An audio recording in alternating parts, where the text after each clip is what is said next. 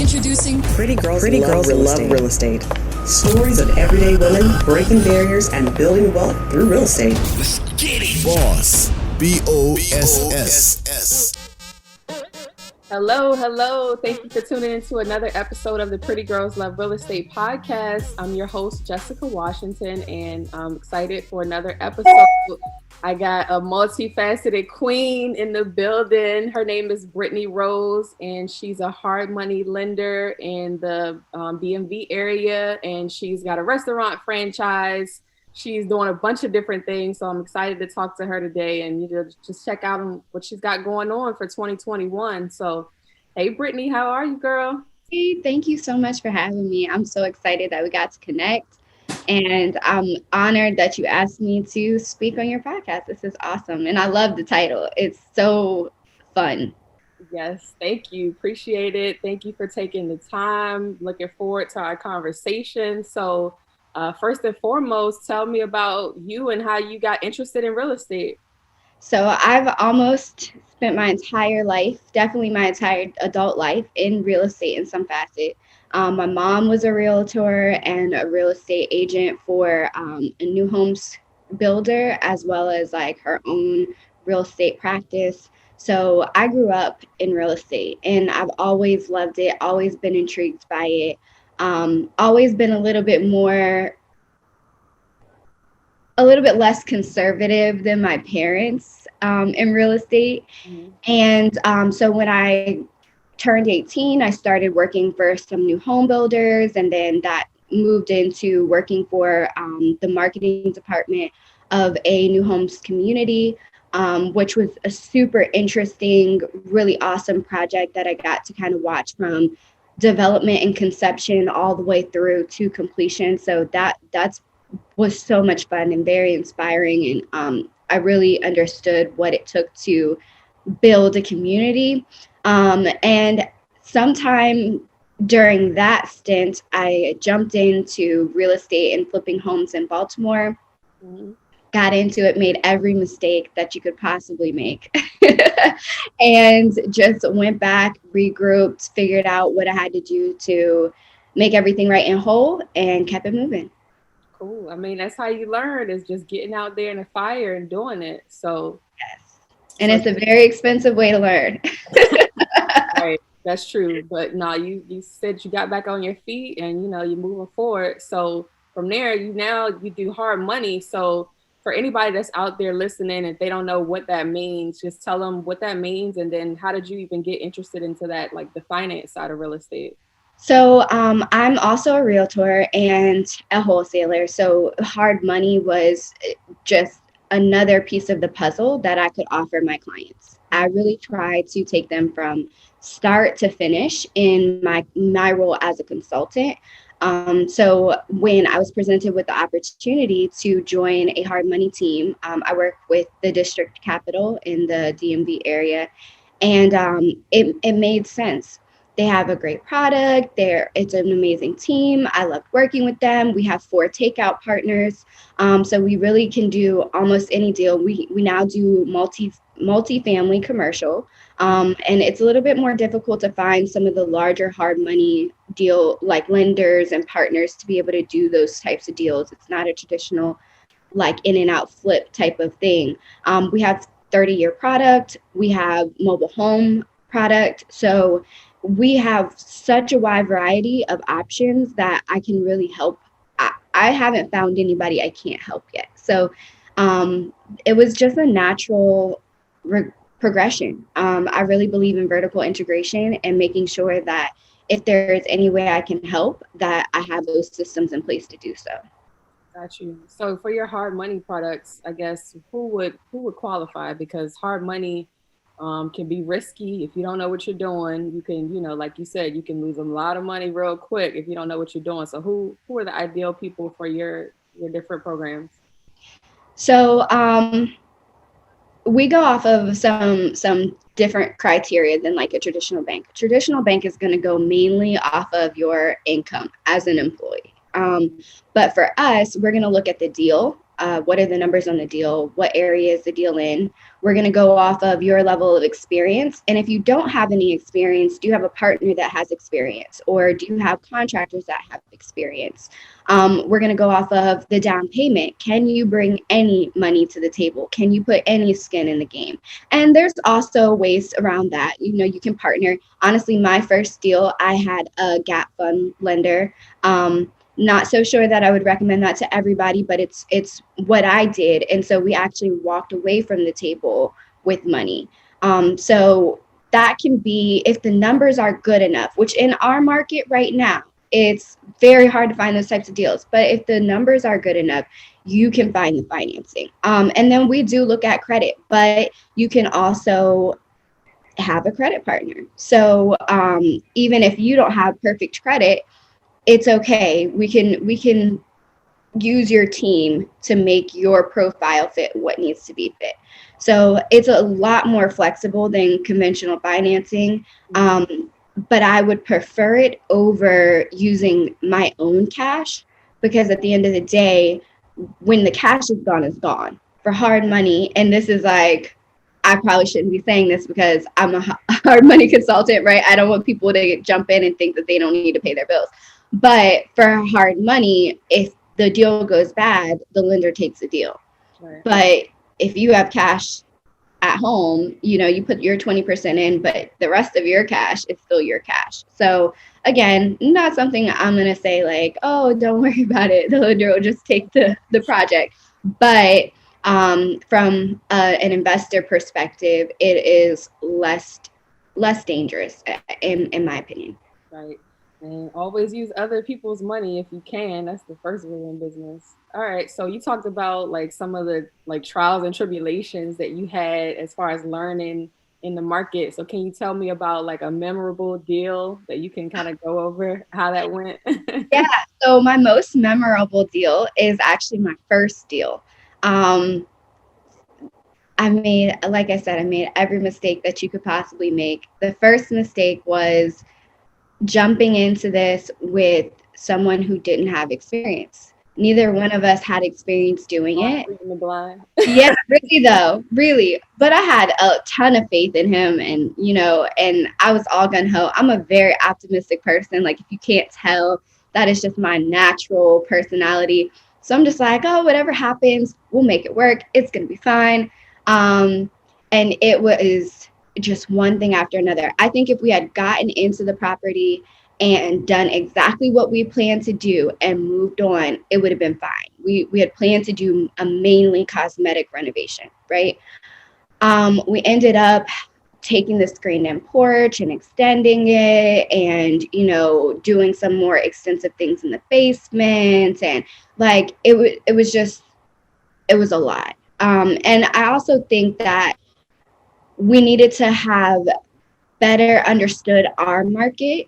What was the amount of work that needed to be done to bring it up to market standards, not over rehabbing the property, making sure that the money that we're spending was going to be in line with the money that we could make from the sale of the property if it was priced where the rest of the market was priced, things like that. So we get in, we do a lot of the work ourselves, which again, like, I would recommend getting a general contractor on your first deal and watching that person and knowing who knows what they're doing, right? If the deal does not make enough sense to get those things and put those things in place, just like for first deal especially, just don't do it. Find a partner with a GC. Like, there's a lot of ways you can do it, but don't do it by yourself. So worked with a lot of contractors that a lot of them were given to us by referral, but the trick is where you're asking for those referrals. If you are asking in open forums, oftentimes people who have relationships with those contractors will refer them. They might not have done work with them. They might just be their friend. They might like the person, right? It doesn't speak to the level of quality work that they do. Mm-hmm. And so that was another lesson to learn, just knowing where your contractors come from, and then laying eyes on their work. We never saw anybody's work before we hired them. Mm-hmm. Making sure that you're not paying up front. Like, do not pay people for work that they have not done. Knowing how much materials you need and not allowing somebody to just tell you, oh, you need this and you need that. Like, being educated about how many square feet of flooring you need and how much is it going to be to buy the paint for these walls. Those types of things will definitely help you weed out contractors that are trying to take advantage of you. So anyway, I'm sorry, I'm going into like every single lesson that I've learned, but It's definitely helpful. we finished the project, just barely. We put it on the market. It, wasn't moving. We actually moved into the project at one point, didn't have a kitchen, didn't have proper electricity. And then this is why it's the most memorable project. The house was haunted. And I never had any experiences with hauntings. I didn't know it was a thing. I didn't think it was a thing. I was just, it's some weird stuff would happen, but I just never had that experience. And so the first night we stayed there, we had 2 brand new dogs, which why you would get 2 brand new dogs when you're flipping a house, I don't know. But we had 2 brand new dogs. And they were acting really weird. It wouldn't go to sleep. They were staring at the door. Like, weird stuff was happening. And that was before we moved in, right? So, okay, then we end up moving into the house. And again, like, they wouldn't go to sleep. At one point, we took a video because my oldest dog, Shy, was like acting so odd. And years later, when I looked at the video, I noticed there were like little orbs kind of floating around in the video. Like, it was paranormal activity. It was so scary. There would be times when the door upstairs would slam shut, but nobody's in the house. There's no draft. There's nothing. And it would be like, hey, are you in the house? Like, no, I'm not there. I'm outside. And so that kind of stuff started to happen. But the biggest thing that started to happen was I started to get physically sick. My kidneys would like hurt, like sharp pains and throbbing and aching, and I couldn't figure out why. And I thought maybe it was something in the water. And coincidentally enough, a family friend had grown up in that area. And so we knew some of the neighbors. She had introduced us to some people, and everybody else was like, no, there's nothing wrong with the water. Like, there's nothing going on. We've never heard of anything like that. So we continue to do research into the property, into the man who built the house. And it turns out that he died of kidney failure. And so that wasn't enough, right? Because we're still living in this house. That wasn't enough, okay? Like, that should have been my cue to get out. But it wasn't, because it was hard. We were in it, right? And so we hired this spiritual practitioner, and she comes and cleanses the house. And that night I had a dream that I was being attacked by spirits, and my partner had the same dream. And I was like, I'm done. I packed up my stuff. I never went back. I was like, I don't care what you do, but figure it out. Like, I can't do it. And so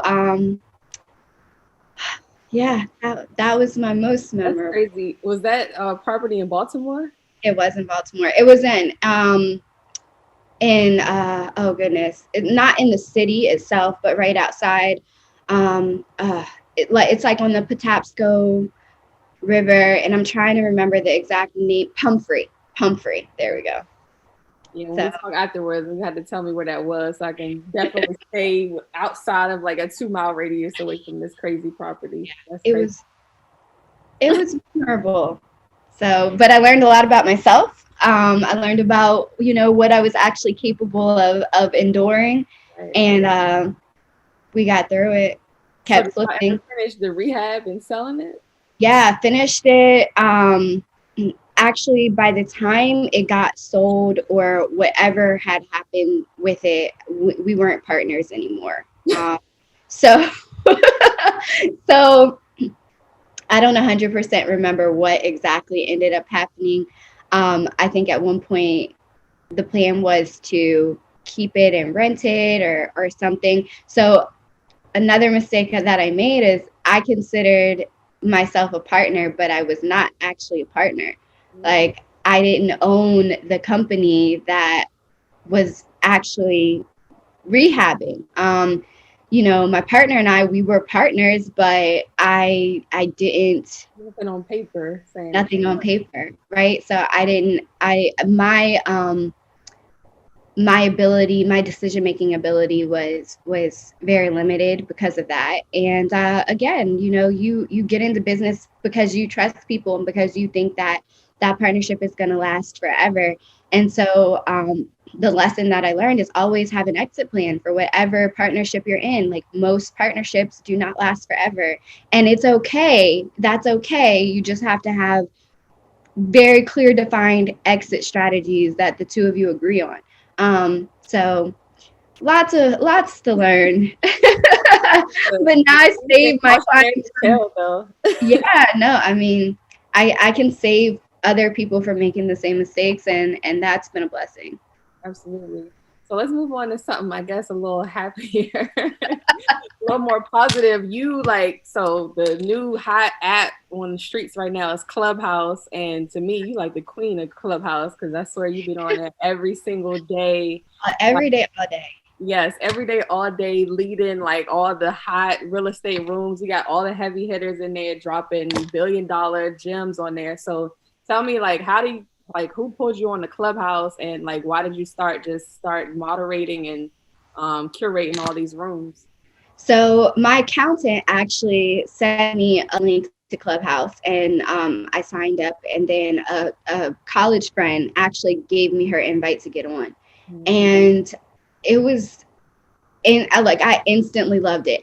I don't have to put on any makeup. I don't have to go anywhere. I don't have to be dressed. Like, I don't have to do anything. I can just sit there and talk. And I love asking questions, and I love learning. And it's such a platform of giving.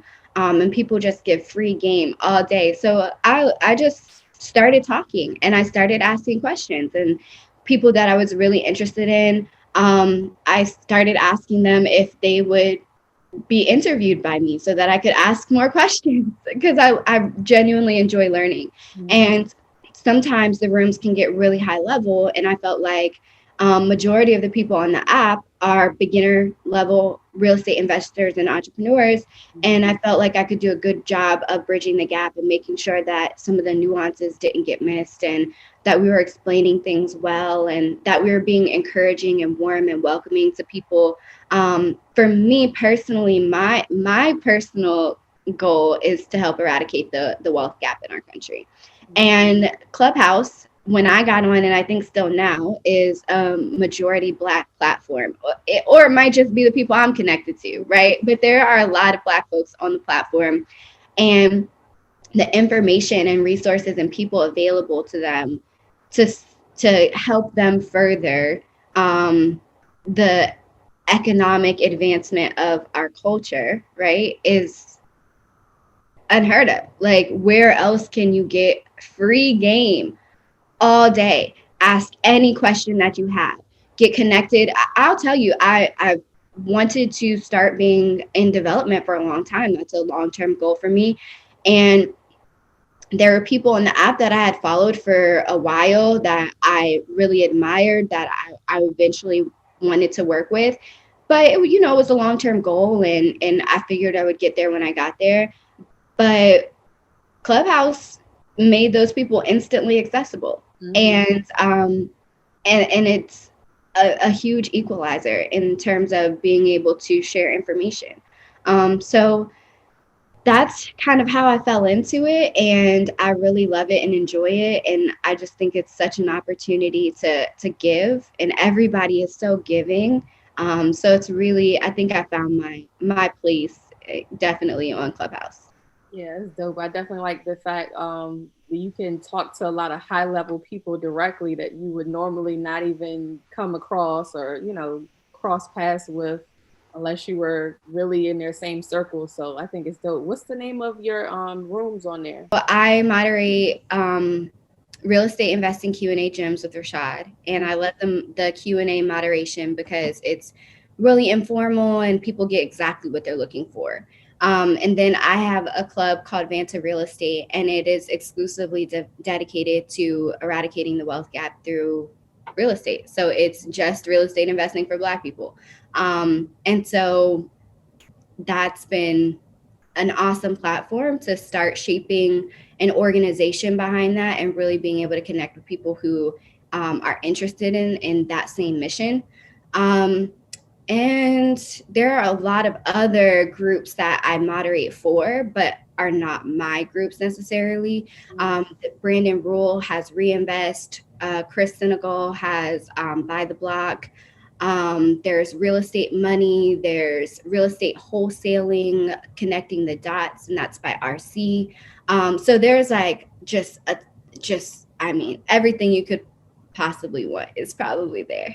Yeah, definitely. Like anything from if you're trying to buy your first house, your first, first time home buyer, all the way to how to develop a multi-million-dollar development, you can find somebody on Clubhouse that can help you with that information. So definitely check out Brittany's rooms because they're definitely dropping a lot of knowledge on there every single day, all day. So I've learned so much and it's been so fun. And I've developed relationships that are like, so substantial to my life. Like in just a small amount of time, like I have genuine relationships with these amazing people and they're so encouraging and so supportive. So I would definitely encourage everybody to get on and find their tribe. Ooh, all right. So talk to me. You also, I guess, it's you and your family have a restaurant franchise. Yeah, so I own a cheerleading gym that I'm in the process of franchising, and I have been for a long time. So it's an ongoing project.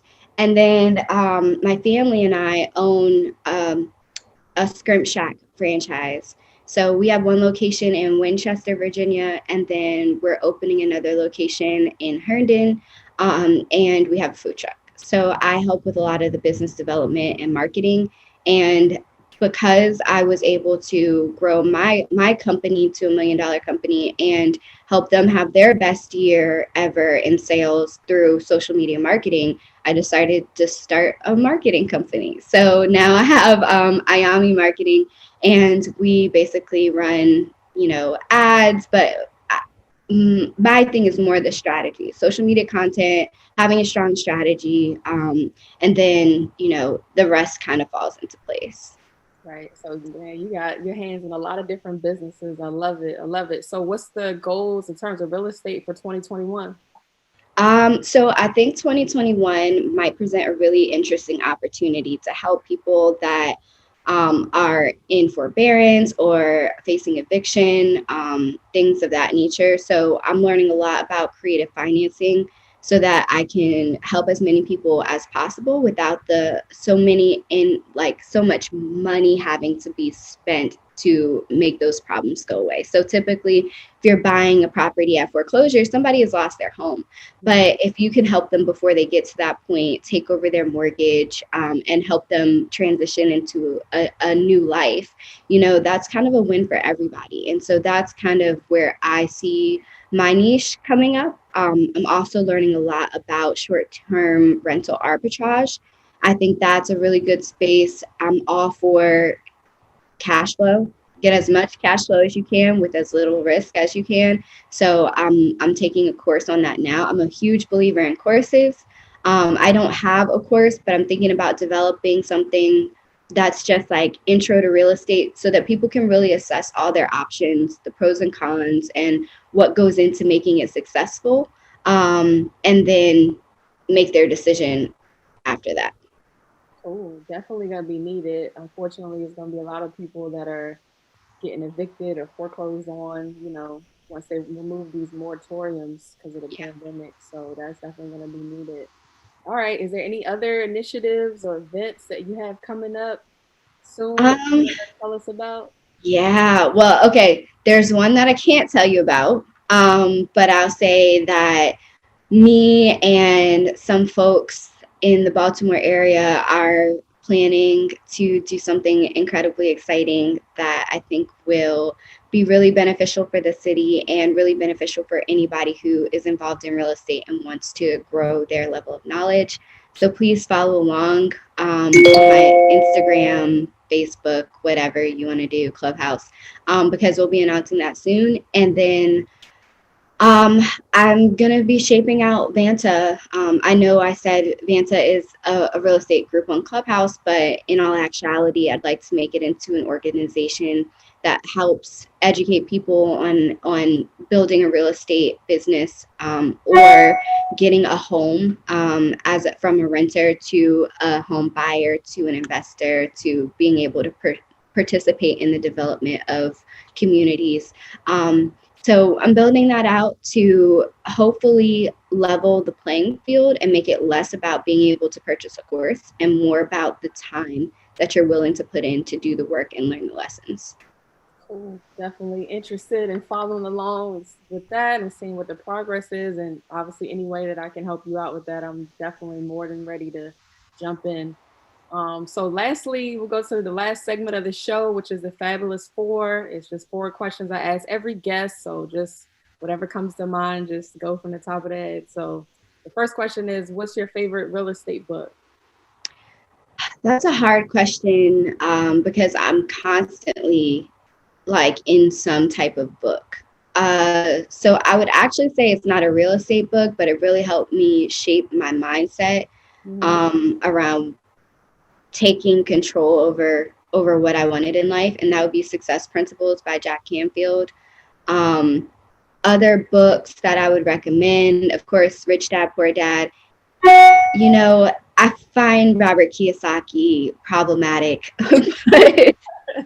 but you know, the knowledge is the knowledge, and you take what you can get. So that is what it is. I'd also say Flip, and there's a rehabbing estimators book that I thought was pretty good. So, and I'm about to purchase this textbook on real estate development. So don't sleep on textbooks. I would recommend people make sure that they're looking out for alternative sources of information that aren't like, you know, the normal things that we're used to reading. Okay, definitely all good suggestions. Cool. So the second question is, what advice would you give to your younger self just getting started out in real estate? The advice that I want to give, I don't think I can, because I want to keep the peace in my life. But I would just say, you don't need to do anything with anyone. You can do it all by yourself. You're completely capable. Be willing to take the risk and bet on just you. And if you're going to put your name, your reputation, and your money into something, make sure that you're in control of it. And that way, no matter what happens, you can at least know that, you know, it's 100% you. So that would probably be the advice I would give. All right, bet on you first. Cool. Yeah. All right, so the third question is, what topic in real estate do you want to learn more about? Everything. I really love learning. So I don't desire to become an expert on anything, really. There are lots of experts, and I am happy to work with them. I just like to learn what's possible. So actually, I had a conversation yesterday with a friend from Clubhouse, and he was really encouraging me to get into prop tech, which is like technology kind of centered around property and real estate. And that's going to be really interesting. And so I think I would never have considered that before because I'm not a technologist. But to his point, I don't need to be. Like, there's people on the team that can do that. I just need to be able to bring the team together and to really be the line of communication for people who are not technologists. Mm-hmm. So I'm really looking forward to learning more about that space and hopefully becoming a part of a team soon. Okay, no, I agree with you. I don't necessarily want to be an expert. I just want to know enough to be dangerous. Exactly. You said that the other day, and I was like, yes, that's going to be my quote.